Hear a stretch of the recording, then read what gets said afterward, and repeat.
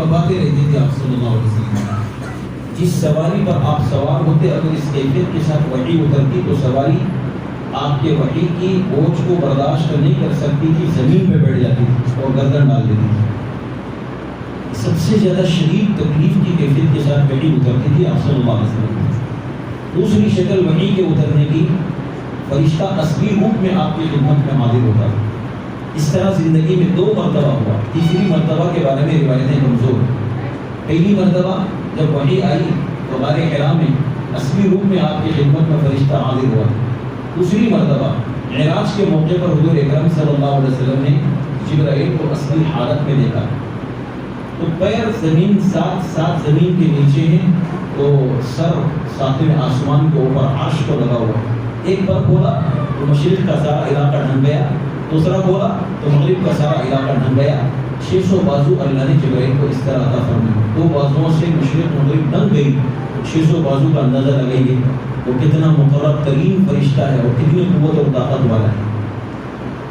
دوسری کیفیت یہ ہوتی تھی آپ صلی اللہ علیہ وسلم کی خدمت میں کہ اصلی روپ میں جبرائیل آتے تھے اور اللہ کا پیغام سناتے تھے.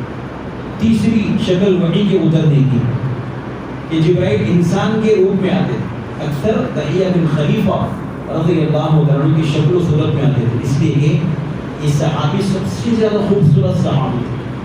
ان کی شکل میں حضور کی خدمت میں آتے تھے اور آسان ترین وحی اسی وقت ہوتی تھی کہ انسان کے روپ میں آئے اور اللہ کا پیغام سنا کے چلے جائیں. چوتھی شکل, آپ صلی اللہ علیہ وسلم کے سامنے نہ انسانی روپ میں آتے تھے نہ اصلی شکل میں آتے تھے, بغیر ظاہر ہوئے آپ کے دل میں اللہ کی وحی کا القاء کر دیتے تھے. اس کو کہتے ہیں نفخ فی الروح, آپ کے دل میں کسی بات کا القاء کر دینا. پانچویں شکل, براہ راست اللہ پاک آپ سے کلام فرمائیں. جیتے جاگتے میں جسم و جان کے ساتھ زندگی میں ایک مرتبہ ایسا واقعہ پیش آیا ہے معراج کے موقع پر کہ اللہ پاک نے آپ سے کلام فرمایا. سورہ بقرہ کی آخری آیتیں ملی, نماز کا تحفہ ملا, اور پھر یہ وعدہ کیا اللہ نے میرے محبوب آپ کی امت میں سے جو شرک کرے بغیر آئے گا میں اپنی ذمہ داری سے اس کو جنت میں پہنچا دوں گا. براہ راست اللہ پاک نے آپ سے کلام فرمایا. یہ 5 شکلیں ہوتی تھی وحی کے آنے کی. جس کتاب کو ہم پڑھتے ہیں اس کی کتاب کے نامے بھی بہت ہیں. علماء کرام نے 90 سے زیادہ نام لکھے ہیں, لیکن 5 نام بہت مشہور ہیں. پہلا نام کتاب, ذالک الکتاب لا ریب فیہ, کہ وہ کتاب ہے جس میں کوئی شک اور شبہ کی گنجائش نہیں ہے. دوسرا نام اس کا قرآن ہے. لو انزلنا هذا القرآن على جبل لرأيته خاشعا متصدعا من خشية الله. اگر اس قرآن کو ہم کسی پہاڑ پر اتارتے تو آپ دیکھتے کہ اللہ کے خوف اور خشیت کی وجہ سے وہ ریزہ ریزہ ہو جاتا, ٹکڑے ٹکڑے ہو جاتا.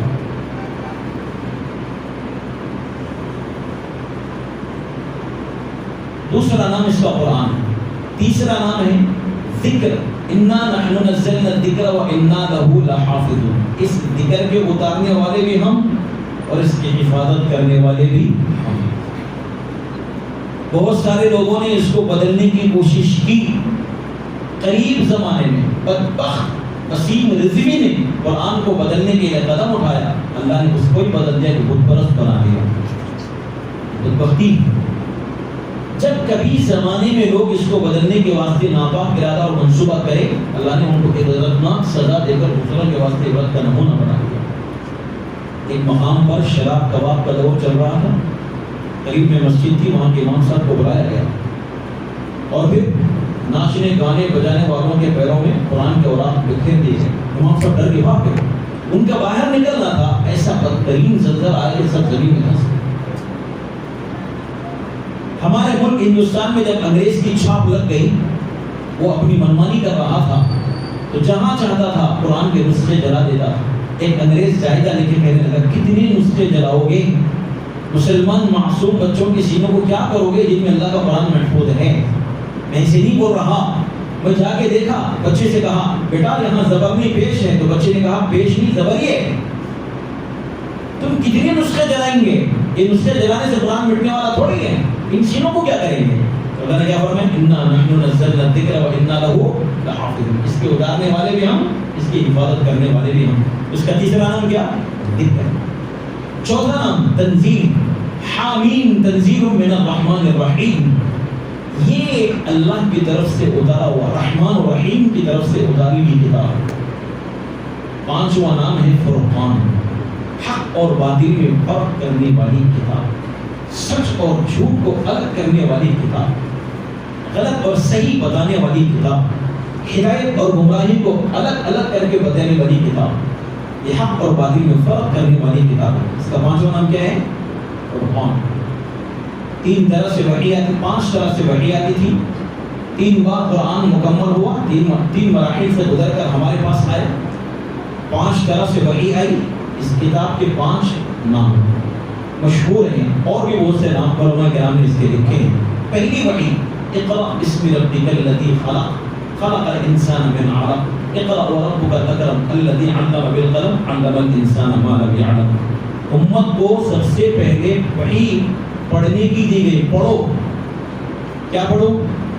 اللہ کو پڑھو، اس کے صفات کو پڑھو، نبیوں کو پڑھو. کیوں آئے دنیا میں؟ پڑھو. جانا کہاں ہے؟ پڑھو. کرنا کیا ہے دنیا میں؟ پڑھو. معلوم ہوگا. ورنہ پھر کیا ہوگا؟ اگر نہیں پڑھو گے، معاف کیجیے گا، میرے میں اور جانور میں کوئی فرق نہیں رہے گا. پڑھیں گے تو معلوم ہوگا میں کون ہوں، کس نے بھیجا ہے، کیوں بھیجا ہے، جانا کہاں ہے. یہ سب پڑھیں گے تو معلوم پڑے گا. آخری وحی وَاتَّقُوا يَوْمًا تُرْجَعُونَ فِيهِ إِلَى اللَّهِ. پہلی وحی اور آخری وحی کا آپس میں جوڑ ملاحظہ کیجیے. پہلی وحی آئی ہے پڑھو، اور آخری وحی آ رہی ہے ڈرو اللہ سے جس دن تم اللہ کی بارگاہ میں پیش کیے جاؤ گے. جو تم کر رہے ہو نا، سب کیا کرایا اللہ جزا دے گا. کیا کر کے آئے ہو، کیسا تعلق ہے اور کیسا ربط ہے پہلی اور آخری وحی میں. سمجھ میں آ رہی ہے؟ تو پہلی وحی اقرا کی آئی ہے، آخری وحی تقویٰ کی آئی ہے. پھر اللہ کے پاس لوٹائے جانے کا پیغام دیا گیا. یہ آیت ہے 281 نمبر سورہ بقرہ. پہلی وحی سورہ علق کی ابتدائی آیت ہے. آخری وحی سورہ بقرہ کی آیت نمبر 281. اس میں اللہ نے یہ پیغام دیا ہے، اللہ ڈرو اس دن سے جس دن تم اللہ کی بارگاہ میں پیش کیے جاؤ گے، اور جو تم دنیا میں کر رہے ہو تمہارا کیا کرایا سب جتا دیا جائے گا. ذرہ برابر تم پر ظلم نہیں کیا جائے گا. اس کے پارے کتنے ہیں؟ 30. رکوع 540 آیتیں، 6666 آیتیں. منزلیں 7 ہیں. یہ منزلیں کیوں طے ہوئی ہیں پتہ ہے؟ پوری امت کا رواج تھا کہ ایک ہفتے میں قرآن مکمل کر لیتے تھے. بدقسمتی ہے پوری زندگی مکمل ہو گئی، قرآن پورا پڑھنے کی نوبت ہی نہیں آئی. ہمارے پاس زندہ کتاب ہے، کھلتی اس وقت ہے جب کسی کے منہ پہ ہمارے کپڑا یاد پڑتا ہے تو ہم کو مسجد کے پارے والے اور ڈبے یاد آتے ہیں. جاؤ جاؤ ذرا پانی لے کے وہاں سے. میرے دادا کا انتقال ہو، میرے نانا کا انتقال ہو، میری دادی کا انتقال ہوا ہے، ذرا قرآن پکڑ کے پڑھ کے بخشنا ہے. ایسے وقت ہم بولتے ہیں. میرے بھائی اور عزیز دوستو، شاہ ولی اللہ محدث دہلوی رحمۃ اللہ علیہ نے فرمایا قرآن مجید میں 5 مضامین بیان کیے گئے. کتنے مضامین؟ اس سے بنیادی بات ایک مسلمان کو معلوم رہنا چاہیے. میں آپ کے علم میں کوئی اضافہ نہیں کر رہا، میں اپنا سبق سنا رہا ہوں. اللہ کرے ہم سب کو سمجھ میں آ جائے. قرآن مجید میں 5 مضامین، 5 عنوانات پر بحث کی گئی. پہلا عنوان ہے عقائد. قرآن میں جتنے عقیدے کو مضبوطی کے ساتھ بیان کیا، اللہ نے کسی آسمانی کتاب میں اتنا مضبوطی کے ساتھ عقیدے بیان نہیں کیے. قرآن میں مضبوطی کے ساتھ بیان کیا.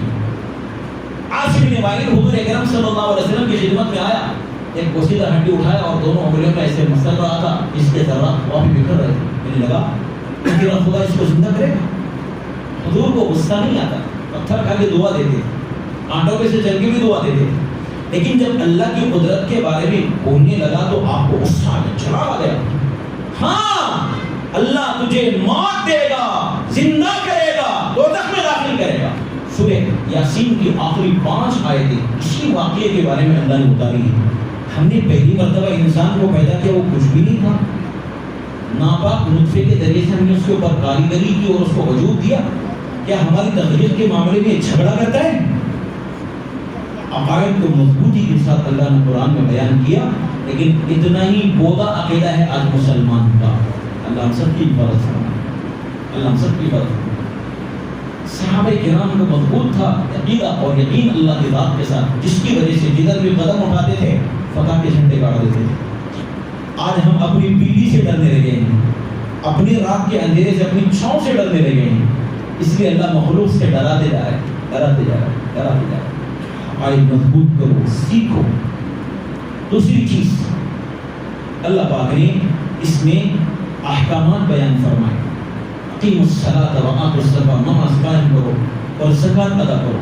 کتب علیکم الصیام کما کتب علی الذین من قبلکم لعلکم تتقون، روزے تم پر فرض کی گئے۔ وَلِلَّهِ عَلَى النَّاسِ حِجُّ الْبَيْتِ مَنِ اسْتَطَاعَ إِلَيْهِ سَبِيلًا، تم پر حج فرض کیا گیا ہے۔ وَاذْكُرُوا اللَّهَ ذِكْرًا كَثِيرًا، اللہ کا خوب ذکر کثرت سے کرتے رہو۔ وَاسْتَغْفِرُوهُ إِنَّهُ هُوَ الْغَفُورُ الرَّحِيمُ، گناہ ہو گئے اللہ سے معافی مانگو، اللہ تم کو معاف کر دے۔ احکامات بیان فرمائے۔ نمبر 3، آخرت کے ذریعے سے اللہ نے انسان کو نصیحت فرمائی ہے۔ آخرت کے ذریعے سے کیا فرمایا؟ وَمَن يَعْمَلْ مِثْقَالَ ذَرَّةٍ خَيْرًا يَرَهُ وَمَن يَعْمَلْ مِثْقَالَ ذَرَّةٍ شَرًّا يَرَهُ، ذری برابر نیکی لے کے آؤ گے نا، اس کو بھی بتا دوں گا، ذری برابر برائی لے کر آؤ گے نا، اس کو بھی بتا دوں گا۔ إِيَّاكَ نَعْبُدُ وَإِيَّاكَ نَسْتَعِينُ، مالک یوم الدین، مالک یوم الدین، 5 نمازوں میں بار بار پڑھتا ہے، مالک یوم الدین، بدلے کے دن کا مالک، بدلے کے دن کا مالک، بدلے کے دن کا مالک۔ آخرت کے ذریعے سے اللہ پاک نے ہم کو نصیحت فرمائی۔ تو میرے بھائیو اور عزیز دوستو، واقعات کے ذریعے سے اللہ نے نصیحت فرمائی۔ چوتھا مضمون ہے واقعات کے ذریعے سے اللہ نے ہم کو نصیحت فرمائی۔ کیا واقعات ہیں؟ اتنے واقعات قرآن میں بیان کیے گئے ہیں، مسجد محمدیہ میں جنہوں نے تراویح شروع سے آخر تک پڑھی ہے، سب واقعات ہی سنے ہوں گے، سورہ بقرہ سے لے کے سورہ ناس تک۔ کبھی آدم کا واقعہ ہے، کبھی نوح کا ہے، کبھی موسیٰ کا ہے، اور موسیٰ کا نام اللہ نے 120 بار لیا ہے قرآن میں۔ جتنی بار موسیٰ کا نام ہے اتنی بار فرعون کا بھی نام ہے۔ 10 حصے قرآن میں، یعنی 10واں حصہ قرآن کا اللہ نے موسیٰ علیہ السلام کے واقعے پر بیان کیا ہے۔ وقت اجازت نہیں دیتا کہ موسیٰ علیہ السلام کے واقعے میں ہمارے واسطے کیا نصیحت، بہت زبردست نصیحت ہے۔ آج کا منڈی نہ منڈی، وہ اپنے آپ کو فرعون بولتا ہے، اے اس فرعون کی گردن پر اللہ کیسے مروڑتا ہے، اس کی نصیحت اللہ نے قرآن میں کی ہے۔ تم دیکھتے رہے، سنتے نہیں، پڑھتے نہیں واقعات کو، لیکن میرے بس کا بھی تو کچھ کرنا چاہیے۔ لیکن آج ہم بنی اسرائیل کے جیسا ہو گئے، موسیٰ تو جانے تیرا رب جانے، ہم تو یہاں بیٹھیں گے، ہم کچھ نہیں کریں گے، میرا پیٹ بھلا، میرا کاروبار بھلا، میری دکان بھلا، میرا مکان بھلا، میرے بیوی بھلے، میرے بچے بھلے، میں ہاتھ پہ ہاتھ دھر کے بیٹھوں گا، میں کچھ کروں گا نہیں، بس دعا کروں گا یا اللہ یہ کر دے، میں جیسا بولا تو ویسا کر دے۔ لیکن تو اللہ بولے جیسا کیوں نہیں کرتا؟ تو اللہ بولے جیسا کرے گا تو پھر تو جیسا بولے گا اللہ ویسا کرے گا، مگر میں اپنے بس کا نہیں کروں گا بولے۔ اور یہ آج ہمارا حال بنا ہوا ہے، اللہ ہماری حفاظت فرمائے۔ تو چوتھا مضمون ہے واقعات کے ذریعے سے اللہ نے ہمیں نصیحت فرمائی۔ 5واں مضمون ہے کہ اللہ نے اپنے انعامات اور احسانات کے ذریعے سے نصیحت کی ہے۔ دیکھو اگر کوئی آدمی کسی کے اوپر احسان کرتا ہے تو زندگی کو اس احسان کو آدمی نہیں بھلاتا، لیکن اللہ کے انعامات اور احسانات کتنے ہیں، ہم شمار کرنا چاہیں ہماری زندگی ختم ہو جائے گی، اللہ کے احسانات شمار نہیں کر سکتے ہم۔ 2 جگہ قرآن میں بیان کیا، وَإِن تَعُدُّوا نِعْمَتَ اللَّهِ لَا تُحْصُوهَا، اللہ کی نعمتوں کو گننا چاہو گن نہیں سکتے، شمار کرنا چاہو شمار نہیں کر سکتے۔ 7 زمین کاغذ بن جائے، 7 سمندر سیاہی ہو جائے، ساری دنیا کے درختوں کو قلم کا روپ دیا جائے، لکھنے والے لکھتے رہیں، ممکن ہے کاغذ قلم سیاہی ختم، لیکن اللہ کے انعامات نہیں ختم۔ ایک جگہ اللہ نے فرمایا فَتَكْفُرُونَ بِاللَّهِ وَكُنْتُمْ أَمْوَاتًا، تم کیسے اللہ کا انکار کرتے ہو، تمہارا وجود ہی نہیں تھا، کس نے وجود تم کو دیا؟ اللہ نے۔ ثُمَّ يُمِيتُكُمْ، پھر موت دے گا، ثُمَّ يُحْيِيكُمْ، پھر زندگی دے گا، وَإِلَيْهِ تُرْجَعُونَ، اسی کی طرف لوٹ کر جانا ہے۔ هُوَ الَّذِي خَلَقَ لَكُم مَّا فِي الْأَرْضِ جَمِيعًا، وہی ہے زمین میں جو کچھ پیدا کیا وہ کس کے لیے پیدا کیا؟ ارے ہمارے لیے تو پیدا کیا۔ انعامات، احسانات، اس کے ذریعے اللہ نے نصیحت کی۔ تو 5 طرح سے اللہ پاک نے ہم کو قرآن مجید میں نصیحت فرمائی ہے۔ 5 عنوانات، 5 عنوانات۔ میرے بھائیو اور عزیز دوستو، اس قرآن کے ہم پر بھی 5 حقوق ہیں۔ کتنے حقوق ہیں؟ 5 حقوق ہیں۔ بچہ شادی سے پہلے اماں بابا کا مطیع اور فرما بردار تھا، شادی ہو گئی 2 مہینے ہوئے کہ نہیں کہ بچے کا رنگ بدل گیا، माँ भी महसूस कर रही, बाबा भी महसूस कर रहे। बेटा शादी के बाद बदल गया। जहाँ गए रो रो के माँ को बड़ा सुना रही, हमारे बेटा शादी के बाद से बहू क्या आएगी, क्या गले में डालेगी, हमारा देखता नहीं, हमारा ख्याल करता है। बाबा सुना रहे उधर, अम्मा भी सुना रही, भाई बहन भी बोल रहे हैं कि शादी के बाद भैया बदल गए। शिकायतें हो रही हैं, मगर हर घर में ऐसा नहीं होता। आप बुरा ना माने, सब घरों में ऐसा नहीं होता। बास जगह होता है, हर जगह नहीं होता। जहाँ होता है वहाँ की बात सुनाई जा रही है। तो पड़ोसी अगर पड़ोसी का ख्याल ना करे तो पड़ोसी को शिकायत होती, मेरा ख्याल नहीं करता। रिश्तेदार का अगर ख्याल ना करे तो रिश्तेदार को शिकायत होती, मेरा रिश्तेदारों का ख्याल नहीं करता। शिकायत करते कि नहीं करते लोग? अपनी जबान खोलते कि नहीं बारे में, किसी के बारे में, किसी जगह तकलीफ हो जाए, ख्याल न करे तो करते कि नहीं करते? बोले करते। लेकिन कुरान किसी से शिकायत कर रहा है कि मेरा हक अदा नहीं कर रहा मुसलमान। सुनो, प्यारे आका मोहम्मद रसूलुल्लाह सल्लल्लाहु अलैहि वसल्लम फरमाते हैं, मेरे सामने किसी की बुराई मत बयान करो, जब मैं तुम्हारे सामने आऊँ ना तो सबके ताल्लुक से मेरा दिल साफ रहे। हुजूर किसी की शिकायत करने से मना कर रहे हैं कि तुम किसी की शिकायत करोगे मेरे दिल में उसके ताल्लुक से मैल आएगा, जब भी वो सामने आएगा तो उसकी नफरत मेरे दिल में आएगी। मैं नहीं चाहता किसी मुसलमान की मेरे दिल में नफरत आए, किसी की शिकायत मत करो। लेकिन कुरान कहते वक़ाल रसूल या रब्बी इन्न कौमी इत्तखज़ू हाज़ल कुरआन महजूरा। क़यामत के दिन ऐसे प्यारे नबी अपनी उम्मत से प्यार करने वाले क़यामत के दिन फरमाएंगे, अल्लाह मेरी उम्मत से पूछिए कुरान क्यों छोड़ दिए। शिकायत करेंगे अल्लाह से। तो हम चाहते हैं कि हुजूर मेरे और आपके बारे में शिकायत करें अल्लाह से। बोलो, आप चाहते हैं? तो नहीं चाहते ना? अगर नहीं चाहते तो 5 हुकूक हैं कुरान मजीद के भी बंद है। मैं अब तक जिंदगी जो गुजरी वो गफलत में गुजरी, आज के बाद ये गफलत में जिंदगी नहीं गुजरेगी। इसके हुकूक अदा करके मैं इस कुरान को अपने हक में सिफारिशी बना लूंगा। क्या बना देंगे? सिफारिशी बना लूंगा। और आका फरमाते हैं क़यामत के दिन कुरान से बढ़कर कोई शिफाअती नहीं होगा। किसी की सिफारिश इतनी नहीं चलेगी जितनी कुरान की चलेगी। न नबी की चलेगी, न सिद्दीक की चलेगी, न शहीद की चलेगी, न वली की चलेगी, न हाफिज की चलेगी, न आलिम की चलेगी, न हाजी की चलेगी। किसकी चलेगी? सबसे ज्यादा सिफारिश कुरान की चलेगी। और कुरान ऐसा झगड़ा है जिसका झगड़ा तस्लीम कर लिया गया। अल्लाह से कहेगा, अल्लाह ये रात में तिलावत करता था, दिन पे अमल करता था, मेरी सिफारिश इसमें कबूल करना, इसके हक में मेरी सिफारिश कबूल करना, वरना मुझे अपना कलाम होने का इनकार कर देना। अल्लाह अपने कलाम का इनकार कैसे करेंगे? इसकी सिफारिश को कबूल करेंगे। दुनिया करो, हम अपने हक में अल्लाह के कुरान को सिफारिशी बनाएंगे, अगेंस्ट में खड़ा करने वाला भी बनाएंगे। जो 5 हुकूक कुरान के अदा करेंगे उसके हक में कुरान सिफारिशी होगा।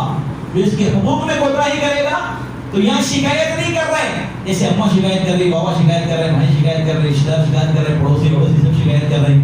क़यामत के दिन ये शिकायत करेगा। पूछिए, हिंदुस्तान में सजा के रखा गया, कभी खोल के पढ़ा के पूछिए इससे। नियत करते हैं सबसे पहला हक कुरान का क्या है? बोलो, इस पर ईमान लाना। कुरान का पहला हक उसके ऊपर। कैसा ईमान लाना? मेरा भी ईमान अल्लाह का कुरान है, आपका भी ईमान अल्लाह का कुरान है, ईमान चलेगा। एक हिंदू भाई मुसलमान आलिम दीन से पूछता है, मौलाना मैं अल्लाह को मानता हूँ और मोहम्मद को मानता हूँ, क्या फिर भी मुसलमान नहीं? आलिम साहब ने फरमाया, अल्लाह को मानना, मोहम्मद को मानना, इसका नाम मुसलमानी नहीं। अल्लाह की मानना, मोहम्मद की मानना, इसका नाम मुसलमानी नहीं। इसकी तफसील बहुत है, लेकिन एग्जाम्पल मिसाल समझने के वास्ते में एक मिसाल पेश करता हूँ। सूद को अल्लाह ने हराम फरमाया, अहल्लल्लाहुल बैअ व हर्रम रिबा। मेरा ईमान है कि अल्लाह का कुरान अल्लाह का कलाम है, लेकिन मेरा सूद नहीं छूट रहा है, ब्याज नहीं छूट रहा है, खा रहा हूं भी खिला रहा हूं भी। आप बताइए कौन सा ईमान है? ये मोते वाले دوسری مثال، میرا ایمان ہے اللہ کا قرآن، اللہ کا کلام، میرا قرآن پر ایمان ہے، لیکن ناپ تول میں کمی برابر ہو رہی ہے۔ میرے ایک دوست تھے سنگاریڈی کے رہنے والے، وہ پٹن چوک میں چکن کے کاروبار شروع کرے، تو وہ سوچنے لگے کہ میں آنے جانے میں میرا وقت کافی برباد ہو رہا ہے، کیوں اتنا وقت میں اگر سنگاریڈی میں کاروبار بھی شروع کر سکتا ہوں۔ آپ نعمان صاحب سمجھ رہے ہیں کہ وہ کون ہے، اچھی طرح جانتے ہو، میں نام نہیں لوں گا اس کا۔ تو بیچارے میرے خاص دوست تھے، انہوں نے یہاں پہ کاروبار چھوڑ دے کے سنگاریڈی میں چلے گئے۔ ایک آدمی سے پارٹنرشپ میں بات کری، ارے تیرا چھوٹا کاروبار ہے نا، اپن دونوں مل کے ذرا کاروبار بڑا کریں گے، ٹھیک ہے۔ ایک ہفتہ ہوا، ایک ہفتے کے بعد وہ کاروبار والا بولتا ہے بھائی میرے کو 100 گرام کلو کو ڈنڈی نہیں مارا تو دل کو نہیں لگتا، بولے ارے کیا بول رہا ہے، کلو کو 100 گرام ڈنڈی نہیں مارا تو دل نہیں لگتا بول رہے، بولے میرے سے نہیں ہو سکتا، وہ تو پھر آپ سے بھی میرے کاروبار مل کے کرنا نہیں ہو سکتا بولے۔ وہ خود واقعہ مجھے سنائے ہیں تو میں آپ کے سامنے پیش کر رہا ہوں۔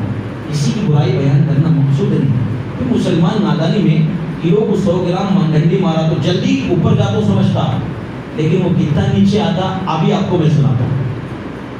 اللہ کیا فرما رہے ہیں، وَيْلٌ لِّلْمُطَفِّفِينَ الَّذِينَ إِذَا اكْتَالُوا عَلَى النَّاسِ يَسْتَوْفُونَ وَإِذَا كَالُوهُمْ أَوْ وَزَنُوهُمْ يُخْسِرُونَ۔ اللہ فرما رہے ہیں ناپ تول میں کمی کرنے والوں کے لیے بربادی ہے، ویل کے نام بربادی، اور ویل جہنم کی ایک وادی کا نام ہے۔ حدیث میں آتا ہے دوسری جہنم بھی اس جہنم سے روزانہ 400 مرتبہ پناہ مانگ کے تیری وجہ سے مجھے تکلیف ہو رہی ہے، اس میں ناپ تول کی کمی کرنے والوں کو ڈالا جائے گا۔ سفیان ثوری پڑوسی بیمار ہو گیا، ملاقات ہو گئی، تھوڑی دیر کے بعد اس کے اوپر موت کا نشہ طاری ہو گیا، مرنے لگا وہ کہہ رہے کہ آنکھ کے پہاڑ نظر آ رہے۔ گھر والوں سے پوچھا کیا عمل تھا اس کا جس کی بنیاد پہ کہہ رہے آنکھ کے پہاڑ نظر آ رہے؟ کہا دینے کا ترازو الگ تھا، لینے کا ترازو الگ تھا، کہا مگایا دونوں تو ایسے مار کے توڑ دیا دونوں۔ اب کیا ہوا، آنکھ کے پہاڑ آئے مر گیا۔ یہ تو ناپ تول کی کمی کی بات ہو رہی ہے نا۔ حضرت عمر فرماتے اس آیت کی تفسیر میں فرماتے، موطا امام مالک کی روایت کے حوالے سے روایت نقل کی گئی، وہ کیا فرماتے، ناپ تول کی کمی ہر جگہ ہوتی ہے۔ کوئی آدمی رکوع سجدہ پورا نہیں کرتا، یہ بھی ناپ تول کی کمی میں شمار ہے جناب۔ تھکا ٹھک تھکا ٹھک تھکا ٹھک چھکا چھک، یوں اٹھا بڑھا اٹھا بڑھا بڑھا بڑھا بڑھا، شرکس ہو رہی ہے۔ رکوع کیسے ہونا چاہیے حضور نے بتایا، سجدہ کیسے ہونا چاہیے، قومت کیسے ہونا چاہیے، قیام کیسے ہونا چاہیے، سب بتایا آقا حضور صلی اللہ علیہ وسلم نے۔ اس میں بھی ناپ تول کی کمی کر رہے ہیں، ناپ تول کی کمی یہاں بھی ہو رہی ہے۔ ایک بار حضور نے فرمایا، صحابی ہے سلام کر کے بیٹھ گئے، نماز پڑھ کے آئے، جا نماز پڑھ، تو نے نماز نہیں پڑھی، وہ گئے پھر نماز پڑھی، پھر آئے نہیں نماز نہیں پڑھی تو ٹھیک سے نماز پڑھو، تو 3 مرتبہ نماز کو دہرانے لگا حضور نے، میرے ماں باپ آپ پر قربان، اس سے بہتر میں نماز نہیں پڑھ سکتا۔ حضور نے وضو بنانے سے لے کر سلام پھیرنے تک کا پورا طریقہ نماز کا سکون چین کے ساتھ بتایا۔ وہ نماز مجھے بھی اور آپ کو بھی سیکھنے کی ضرورت ہے۔ یہ نقل والی نماز ہے، یہ سیکھی بھی نماز نہیں ہے، اس میں بھی گھنٹی ہو رہی ہے ہماری۔ لیکن مطمئن نماز پڑھ لے رہا ہوں، جب ہم نے نماز سنا کر ٹھیک کرنے کی کوشش کی، قیامت کے دن پتہ چلے گا کس کی نماز ٹھیک کس کی نماز ٹھیک نہیں، تو اس کے دن سے پہلے تو کچھ تیاری کریں۔ اس لیے اللہ نے فرمایا اقرا، پڑھو، نماز کو بھی پڑھو۔ ایک اور مثال اچھی طرح سمجھ میں آ جائے گا، جو نوکری کرتے ہیں نا کمپنی میں، کارخانے میں ملازمت، 8 گھنٹے کی ڈیوٹی دی گئی، 8 گھنٹے تنخواہ طے کی گئی کہ 10,000 تنخواہ، 8 گھنٹے کی ڈیوٹی، آپ کا کام یہ ہے کرنا۔ 8 گھنٹے میں سے 10 منٹ کم کر دیا، 7 گھنٹے 40-50 منٹ ڈیوٹی کیا، 10 منٹ کی ڈنڈی مارا، یہ کام میں جی چلایا۔ اس کو بھی ناپ تول کی کمی سے شمار کیا گیا، یعنی ہم نے اس کے تعلق سے غور کیا۔ نوکری کرنے والے بھی کان کھول کے سنتے ہیں، یہ بھی ڈنڈی ہے۔ ایسی بے شمار مثالیں ہیں قرآن مجید میں، چند مثالیں میں نے آپ کے سامنے پیش کی ہیں۔ پھر کون سا ایمان ہے قرآن پر میرے بھائیوں؟ پھر وہی بات دہرانی پڑے گی، اللہ کو ماننا، محمد کو ماننا، اس کا نام مسلمانی نہیں، اللہ کی ماننا، محمد کی ماننا، قرآن کی ماننا تو پھر قرآن پر ایمان، قرآن کی نہیں ماننا تو ایمان دے گا؟ بولو جی۔ دوسرا حق قرآن کا تلاوت کرنا، کتنا کرنا؟ اپنی بساط کے مطابق کم سے کم ایک بار روزانہ پڑھنا چاہیے، تاریخ یاد رکھنے کے واسطے۔ آج کیا کرے 26 تو 26واں بارہ ہوا، یہ اللہ کے فضل سے، نکارنے کے واسطے نہیں، اپنی بگاڑنے کے واسطے نہیں، بھائی تاریخ یہ بھی یاد ہے، اس کی برکت سے ماشاءاللہ میں نے قرآن کو ایسا وظیفہ بنایا ہوا ہے۔ ورنہ صحابہ کرام ہفتے بھر میں پورا قرآن مکمل کر لیتے، پوری امت کا لباس ہے۔ بعض صحابہ ایک دن میں قرآن پڑھتے تھے، بعض 3 دن میں پڑھتے تھے، لیکن پوری امت 7 دن میں قرآن مکمل کر لیتی تھی، جس کی وجہ سے قرآن میں 7 منزلیں ہیں۔ ہم کو نہیں معلوم منزلیں کیا ہوتی ہیں، یہ منزل وہی ہے، روزانہ اتنا قرآن کی تلاوت وہ کرتے تھے، ہم کرتے ہیں نہیں کرتے۔ سرکار نے کیا فرمایا؟ قرآن مجید پڑھو، تمہارے دلوں کو جو زنگ لگتا ہے قرآن کی تلاوت کی برکت سے دور ہوتا ہے۔ فجر کے بعد سورہ یاسین پڑھنا، ساتھ میں سورہ قل واللہ احد، قل یا ایھا الکافرون، قل واللہ احد، قل اعوذ برب الفلق، قل اعوذ برب الناس، یہ 4 سورے اور ملا لینا۔ عمر ابن میمون رحمۃ اللہ علیہ فرماتے ہیں جو فجر کی نماز کے بعد 100 آیتوں کی تلاوت کرے گا، پوری دنیا میں جتنے مسلمان نیک اعمال کریں گے ان نیک اعمال کے برابر اجر اس کو دیا جائے گا 100 آیتیں پڑھنے والے۔ سورہ یاسین کی جو تلاوت کرا دن بھر کے کام اللہ بنا دے گا۔ مغرب کے بعد سورہ واقعہ پڑھے گا، اللہ اس کے فاقہ کبھی نہیں گھر میں بھیجے گا، اس کے فاقہ گھر میں نہیں آئے گا سورہ واقعہ پڑھنے سے۔ تبارک الذی پڑھے گا، مرنے کے بعد قبر میں پرندے کی شکل میں اگر پر پھیلا دے، عذاب سے روکنے کا سبب بنے۔ حضور خواہش کرتے ہیں، میری خواہش ہے کہ ہر امتی کے سینے میں 30 آیتوں والی سورت محفوظ ہو جائے۔ جمعہ کے دن سورہ کہف پڑھے گا، جہاں بیٹھ کر پڑھا ہے وہاں سے لے کر مکہ مکرمہ تک ایک نور دیا جائے گا قیامت کے دن اس کو۔ تو سال میں 2 مرتبہ قرآن مکمل ناظرہ پڑھنا یہ قرآن کا حق ہے۔ نہیں پڑھیں گے تو قیامت کے دن شکایت کرے گا اللہ سے، جیسے ہم شکایت کر رہے ہیں آج، بابا شکایت کر رہے ہیں، بھائی شکایت کر رہے ہیں، آج ہم دنیا میں شکایت نہیں کر رہے، قیامت کے دن کرے گا۔ تو آپ کیا چاہیں گے؟ شکایت کرنے والا چاہیں گے، سفارش بتائیں گے آپ اس کو، سفارش تلاوت کریں گے انشاءاللہ۔ تیسرا حق ہے قرآن کا اس کے ترجمہ، معنی اور مفہوم کو سمجھنا۔ قرآن کے معنی مفہوم سمجھنے کے واسطے اردو ترجمہ پڑھ کے پر معنی مفہوم سمجھ سکتے ہیں۔ اگر اردو ترجمہ پڑھ کے معنی مفہوم سمجھنے کی کوشش کریں گے تو ہدایت کی وجہ گمراہ ہو جائیں گے۔ صحابی مادری زبان عربی، قرآن عربی زبان میں اترے۔ ابتدائی اسلام میں کھانے پینے کی اجازت اس وقت تک تھی جب تک آدمی کو نیند نہ لگے، آنکھ لگتے کھانا پینا بند، روزہ شروع یہاں سے۔ سلمہ انصاری صحابی ہیں رضی اللہ تعالیٰ، کھیتی باڑی میں کام کر کے آئے، تھک گئے، بھوک لگ رہی تھی، بیگم سے کہا کچھ کھانے کو ہے؟ کچھ بھی نہیں ہے۔ بھوک زور کی لگی، انتظام کر کھانے کا، ٹھیک ہے آپ بیٹھے میں بھی لاتا ہوں۔ ٹیک لگاتی نیند لگتی، بیگم کھانے کے واسطے کھانا لائے، ابھی کھا نہیں سکتے، پہلے آئے تھے تو کھانا نہیں تھا، اب کھانا لے تو کھا نہیں سکتے، منع ہے۔ دوپہر میں ظہر کی نماز کے واسطے مسجد میں تو پھڑام سے گر گئے، حضور نے پوچھا یہ کیا ہوا؟ بولے ایسے سے ہوا، یہ ایسے واقعہ پیش آیا۔ حضرت عمر چادر گھسیٹتے ہوئے حضور کی خدمت میں حاضر ہو کر کرتے، یا رسول اللہ میں تو ہلاک ہو گئے، کیا ہوا؟ نیند لگنے کے بعد میاں بیوی والا کام کر لیا۔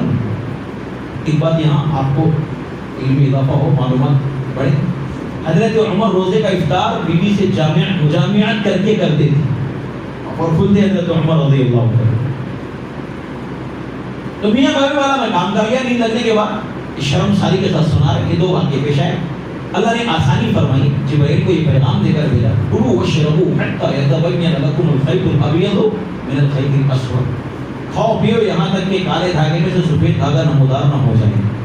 یہ آسانی آگے کے صادق تک کھانا پینا گنجائش رکھی اللہ۔ عدی بن حاتم ایک صحابی، وہ اپنے تکیے کے نیچے 2 دھاگے رکھتے تھے، کالا اور سفید، اٹھا کے دیکھتے تھے کھاتے جاتے تھے، اٹھا کے دیکھتے تھے کھاتے جاتے تھے۔ سرکار کو شکایت لگائی گئی، رسول اللہ علی ایسا کرتا ہے، پڑھاؤ اس کو۔ بولے علی کیا کرتا ہے، کب تک کھاتا ہے؟ بولے 2 دھاگوں میں جب تک تمیز نہیں ہوتی اس وقت تک کھاتا ہے۔ کہاں سے دلیل بنایا؟ بولے قرآن کی آیت سنائی، سرکار کو ہنسی آئی، واہ تیرا تکیہ اتنا بڑا ہے، صبح کاذب اور صبح صادق دونوں تیرے تکیے کے نیچے آ گئے. دھاگے سے مراد وہ دھاگا نہیں ہے، اللہ کی مراد کچھ اور ہے، الفاظ کچھ ہے، معنی اور مفہوم کچھ ہے. تو صحابی عربی جاننے والا، قرآن عربی میں آیا ہے، وہ عربی سمجھ کے دھاگا سمجھ کے دھاگے کا استعمال کر رہا ہے. تو پھر کوئی آدمی عربی کی شدخود بھی نہ جانے، ہادہ تلکا کا بھی معلوم نہ ہو پتا اس کو، تو وہ اگر عربی کے بجائے خالی اردو ترجمہ پڑھ کے میری رائے قرآن میں ایسی ہے، میں ایسا سمجھتا ہوں قرآن کی آیت کو، تیرے باپ کی جاگیر ہے جیسا بولے ویسا سمجھنے کے واسطے. پھر تو بیمار ہو گیا تو خود علاج کیوں نہیں کر لیتا ڈکشنری پڑھ کے؟ سردی کی دوا کون سی، بخار کی کیا، سر کے درد کی کیا، پیٹ کے درد کی کیا؟ تو بیگم کو بولنا پڑتا کفن بھی تیار رکھو، میں اپنا علاج شروع کر دیا بولے. صحیح کہ غلط؟ پھر انجینئر سے مشورہ کرنے کی کیا ضرورت ہے؟ کوئی نہیں ڈالتا کتنے کپڑے میں کتنی سیمنٹ ڈالنا، وکالت تو کرنا، مقدمہ تو کیوں نہیں ڈالتا؟ جا کے لڑ لے.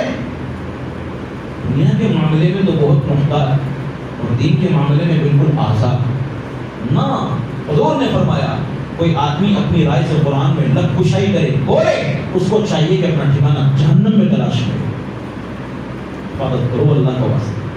معلوم نہیں تو انبیاء کے وارثین سے معلوم کرو، اپنی رائے دخل مت کرو. بھئی آیت کا مفہوم کیا ہو سکتا ہے، اس کا معنی اور مفہوم مطلب کیا ہے، اللہ کی مراد کیا ہے، اس میں اللہ کی منشا کیا ہے. تو قرآن میں ایسے ہی اللہ تعالیٰ نے الفاظ کچھ اور بیان کیے، اس کی مراد اللہ نے کچھ اور لی.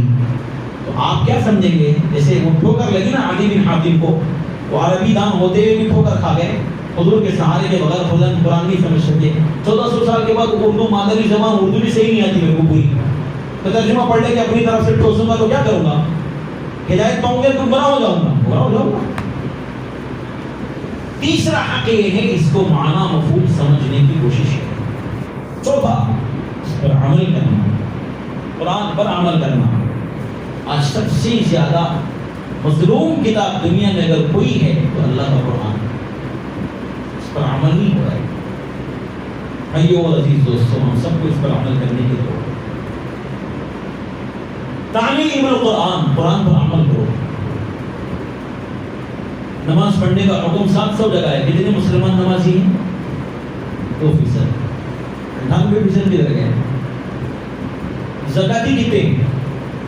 1% بھی نہیں ہے. حساب کتاب کر کے دینے والے ماشاءاللہ بعض لوگ ہیں، ہم جانتے ہیں، پائی پائی کا حساب کرتے ہیں.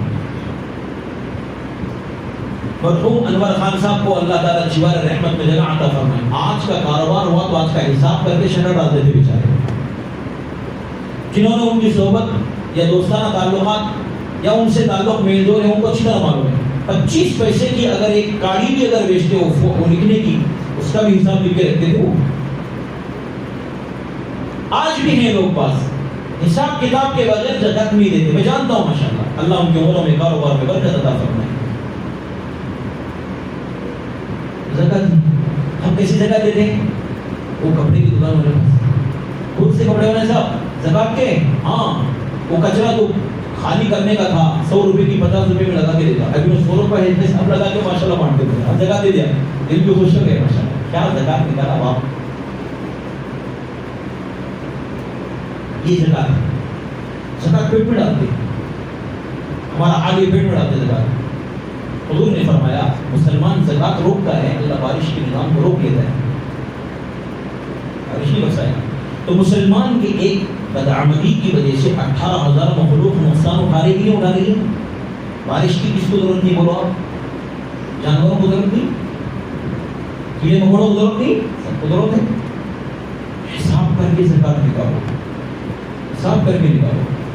سرکار نے فرمایا نماز آگے راستے تک پہنچاتی ہے، روزہ بادشاہ کی چوکھٹ پہ پہنچاتے ہے، صدقہ بادشاہ کے سامنے کھڑا کر دیتا ہے. تو جب تک زکات نہیں دیں گے اللہ کے سامنے کھڑے نہیں کیے جائیں گے. تو خوش دلی سے دو زکات. جو خوش دلی سے زکات دے گا اللہ اس کے دل کو ایمان کی مٹھاس سے بھر دے گا. زکات خوش دلی سے دو. حضور نے فرمایا جو مسلمان نماز پڑھے اور زکات ادا نہ کرے، اللہ اس کی نماز کو بھی زکات نہ دینے کی وجہ سے قبول نہیں کریں گے. مجھے کیا حق پہنچتا ہے کہ نماز کو تو ادا کرے، زکات کو جدا کرے؟ تو کیا کرنا چاہیے؟ زکات خوش دلی سے دینا چاہیے. اچھا روزے کیسے رکھتے ہیں؟ ماشاءاللہ ہمارے بہت سارے لوگ روزے رکھتے ہیں تو وہ لوگ کہتے ہیں 3 بڑے روزے رکھ لے تو بس ہے بھائی 30 کا ثواب مل جاتا بولے اللہ کا وعدہ ہے کہ نیکی پہ 10 کا. ایسے بھی لوگ ہیں. بعض لوگ بولتے ہیں کاروبار کی وجہ سے روزہ رکھنا نہیں ہوتا. اچھا کاروبار کی وجہ سے روزہ رکھنا نہیں ہوتا. وہ صحابہ جنگ کی وجہ سے بھی روزے نہیں چھوڑتے تھے. جنگ میں طاقت کی ضرورت ہے اور یہاں کی جیسی دھوپ نہیں ہوتی تھی 50-55 ڈگری کی دھوپ ہوتی تھی. حج اللہ حج کے معاملے میں بہت سے مسلمان کوتا ہو. کیوں؟ تو مال بھی لگتا ہے جان بھی لگتا ہے. بچوں کی شادیاں کرنا ہے صاحب حج کیسے کریں؟ اور اس شادی کا حج سے کوئی تعلق نہیں ہے. حضور نے فرمایا ایک بار حج فرض ہو گیا ثابت نہیں ہوگا زندگی میں. اور حج فرض ہونے کے بعد بغیر ادا کرے کہ مرا تو یہودی ہو کے مرے یا نصرانی ہو کے مرے بے ذاتی تعریف فرمایا صلی اللہ علیہ وسلم. اللہ نے حکم فرمایا اذکروا اللہ ذکرا کثیرا میری یاد خوب کرو. کتنا یاد کریں اللہ صبح سے شام تک شام سے صبح تک کتنا یاد کر رہے ہیں؟ خدائی ہو رہی قرآن پہ عمل ہو رہا ہے نہیں ہو رہا ہے. آج سے عمل شروع کر دیں گے 5 وقت کی نماز پابندی سے پڑھیں گے اور زکوٰۃ معلوم کر کے نکالیں گے. بہت سارے لوگوں کو زکوٰۃ کے مسائل معلوم نہیں. اب یہ موقع بھی نہیں کہ تفصیل سنائی جائے ایک ایگزامپل سمجھانے کے واسطے تاکہ دوسرے مسائل معلوم کرنے میں آسانی ہو. کسی کے پاس اگر ایک پلاٹ ہے یا فلائٹ نیت یہ ہے انویسٹمنٹ کرنے کی کہ میرے پیسے ہم محفوظ رہیں بڑھتا رہے گا جب وقت آئے گا اس کو نکال دوں گا بیچنے کی نیت سے لیا تو تجارت کا مال ہو گیا اس کے اوپر زکوٰۃ فرض ہو گئی. آج کا جو ویلیو ہے اس کے حساب سے نکالنا چاہیے نہیں نکالتا. دوسرا 5 تولے سونا ہے 10 تولے چاندی ہے سوچ رہے 7.5 تولے بھی نہیں 52 تولے بھی نہیں زکوٰۃ فرض نہیں. بھائی دونوں کو جوڑ لے 52 تولے چاندی کی قیمت کو اگر یہ 2 مل کے پہنچ رہے زکوٰۃ فرض ہے. زکوٰۃ ادا کر اور خوش دلی سے ادا کر شکر ادا کر. نہیں دے گا بہت بھاری نقصان ہوگا. دے گا بہت فائدہ ہوگا. تیرا مان اللہ کی امان میں آ جائے نہ اس کو آگ جلا سکتی نہ پانی ڈبا سکتا ہے. ثعلبہ حضور کی خدمت میں حاضر ہوئے دعا کرو اگر اللہ مجھے مالدار بنائے سب کا حق ادا کروں گا. ثعلبہ تو کیوں نہیں چاہتا کہ اللہ میرے جیسا رہے جس دن کھائے اس دن شکر کرے نہ کھائے صبر کرے. یعنی آپ دعا کیجیے اللہ مجھے مال دے گا تو میں سب پہ حقوق ادا کروں گا. حضور نے دعا کی. بکریاں اتنی بڑھ گئی دیمک کے جیسا مدینے میں نہیں رہ سکے باہر چلے. صبح فجر اور مغرب میں آتے بیچ میں گول اور دور جانا پڑا. وہ مغرب عشاء میں فجر مغرب میں بھی گول جمعہ کو آتے اور دور جانا پڑا جمعہ بھی ہے.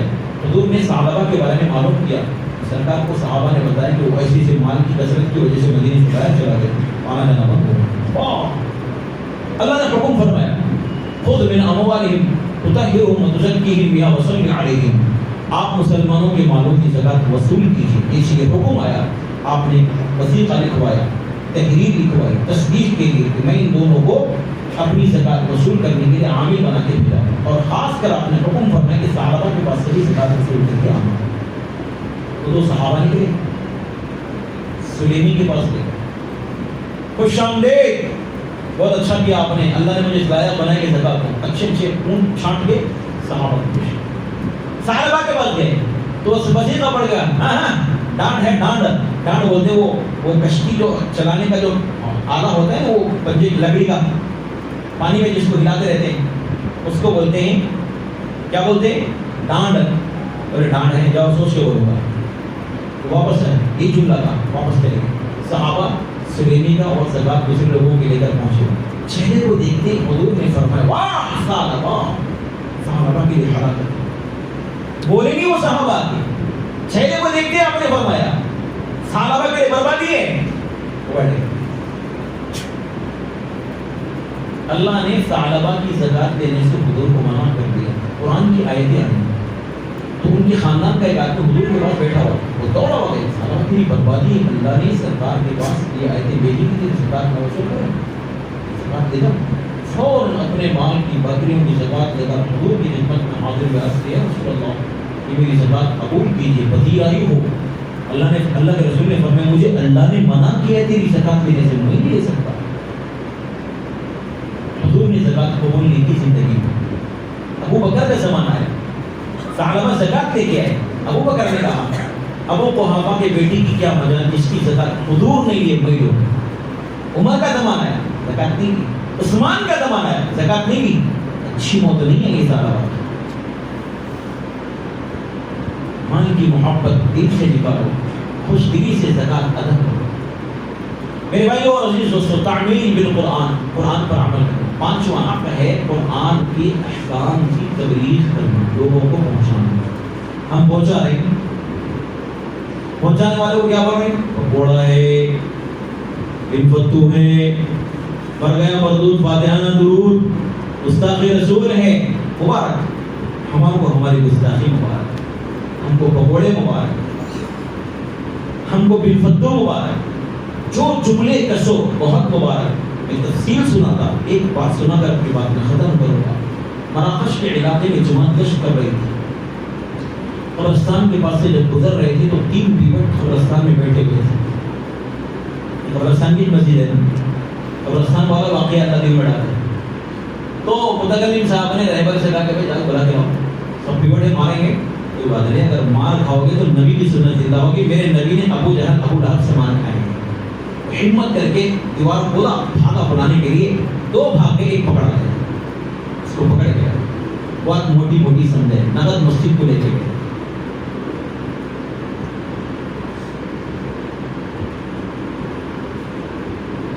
نقد مسجد کو لے کے گئے، مغرب کے بعد 2-2.5 گھنٹے دین اور ایمان اور آخرت کی بات، دعا ہو گئی، سارا مجمع چلا گیا۔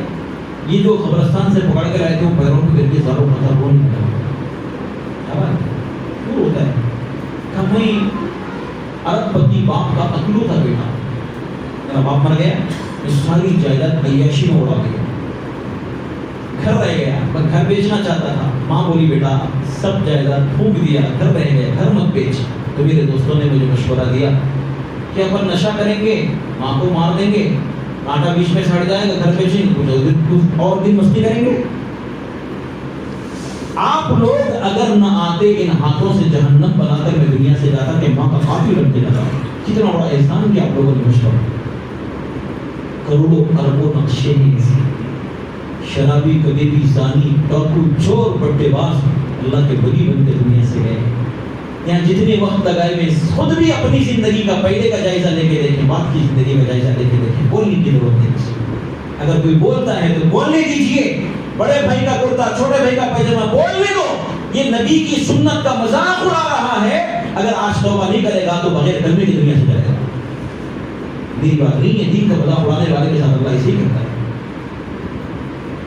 ہاتھ جوڑ کر میں گزارش کرتا ہوں، کرنے اگر ہاتھ نہیں ہو رہا تو کرنے والوں کو دیکھ کے کم سے کم خوش تو ہو جاؤ، تان مت کھینچو، جملے مت کسو ان کے اوپر۔ آج سمجھ میں نہیں آ رہے، مرنے کے بعد جب دوبارہ زندہ کیے جائیں گے پتہ چلے گا گھوڑے پر سوار تھے، گدھے پر سوار، کیا کر کے کیا کرنا چاہیے۔ بہرحال 5 حقوق قرآن کے: ایمان لانا، تلاوت کرنا، معنی مفہوم کو سمجھنا، عمل کرنا اور اس کی تبلیغ کرنا۔ اللہ مجھے بھی آپ کو بھی اس کے حقوق کو ادا کرنے کی دل و جان سے توفیق عطا فرمائے۔ وآخر دعوانا ان الحمدللہ رب العالمین۔ اگر آگے کا سلسلہ چالو رکھ سکتے ہیں رکھیں، اگر نہیں تو اپنی بشاشت سے جتنی دیر عبادت کر سکتے ہیں کیجیے، کوئی بات نہیں۔ اگر ہمارا ماحول کیا بنا ہوا ہے، بس دین کی بات سناؤ، ہم سنیں گے، اس کے بعد جب مسجد ختم ہو جائے گی 2 رکعت پڑھنے میں نہیں ہوتا صاحب، 4 گھنٹے بولے میں بیٹھ کے سنتا ہوں مگر میں 2 رکعت نہیں پڑھتا ہوتا۔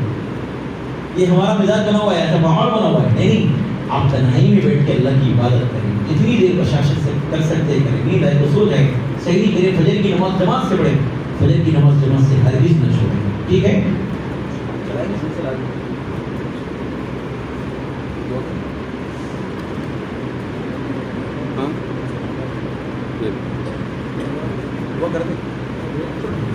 الحمدللہ رب العالمین والصلاة والسلام علی اشرف الانبیاء والمرسلین ربنا آتنا فی الدنیا حسنۃ وفی الآخرۃ حسنۃ وقنا عذاب النار ربنا لا تزغ قلوبنا بعد إذ هديتنا وهب لنا من لدنك رحمة إنك أنت الوهاب۔ اے اللہ ہم سب کے گناہوں کو معاف فرمائیے، ہماری کوتاہیوں سے درگزر فرمائیے، اعمال رمضان ہم اپنے حساب کے مطابق کیے ہیں، آپ اپنے کرم سے اس کو قبول فرمائیے، جو کبھی کوتاہی ہوگی اس کو درگزر فرما دیجیے۔ اللہ جن بندوں کو آپ رمضان کے مہینے کے بعد بخشش کا اعلان کریں گے، آپ اپنے فضل و کرم سے اپنی مہربانی سے ہمیں بھی شامل فرما لیجیے. ہمارے اعمال کی بنیاد پر نہیں, آپ اپنے رحمت کی بنیاد پر شامل فرما لیجیے. ہماری زندوں کی ہدایت کے فیصلے فرمائیے اور امید کی مغفرت فرمائیے. ان سے پہلے جتنے ایمان والے دنیا سے گزر گئے ان سب کی مغفرت فرمائیے, ان کے درجات کو بلند فرمائیے, کروٹ کروٹ راحت عطا فرمائیے. بالخصوص عبداللطیف صاحب, عبدالرشید خان صاحب, جن کا نام ہم نے لیا ہے ان کی مغفرت فرمائیے, جن کا ہم نام نہیں لے سکے اللہ ان کی بھی مغفرت فرمائیے. ہمارے افراد خاندان جو ہم سے پہلے آپ کے پاس آ گئے ان کو اپنی دیوار رحمت میں جگہ عطا فرمائیے, ان کے درجات سے بلند فرمائیے. سبھی کو جنت کے اعلیٰ سے اعلیٰ مقام پر ٹھکانہ عطا فرمائیے. اللہ ہمارے ملک کے امن کو بگڑنے سے بچا لیجیے. جو امن میں آگ لگائے آپ اپنے قدرت سے اس کو آگ میں پہنچا دیجیے. اس کے شر سے اللہ ہم سب مسلمانوں کی حفاظت فرمائیے. اے اللہ ساری دنیا کو امن کا گہوارہ بنا دیجیے. کون سا ملک کس پر اچانک حملہ کرنے والا ہے اس کا انجام ہم کو نہیں پتہ ہے مالک. کیا پتہ ہے قیامت کی ساری علامتیں ظاہر ہو رہی ہیں. اللہ آپ اچھی طرح اس کی حکمت جانتے ہیں, اس کے حالات جانتے ہیں, لیکن سارے بادل یا اللہ مسلمانوں پر اس وقت برس رہے ہیں. آپ اپنا خصوصی کرم اور رحم کا معاملہ فرمائیے, ہمارے حال پر رحم فرمائیے, بھرپور نصرت اور مدد فرمائیے. ظالموں کے حق میں ہدایت ہے تو ہدایت دے دیجیے, اور اگر ہدایت نہیں تو اپنے عذاب کا کوڑا ان پر پھیر دیجیے. اور ان کے شر سے سارے امت مسلمہ کے جان مال کی عزت آبرو کی اس سے کہیں زیادہ ایمان اور دین کی حفاظت فرمائیے.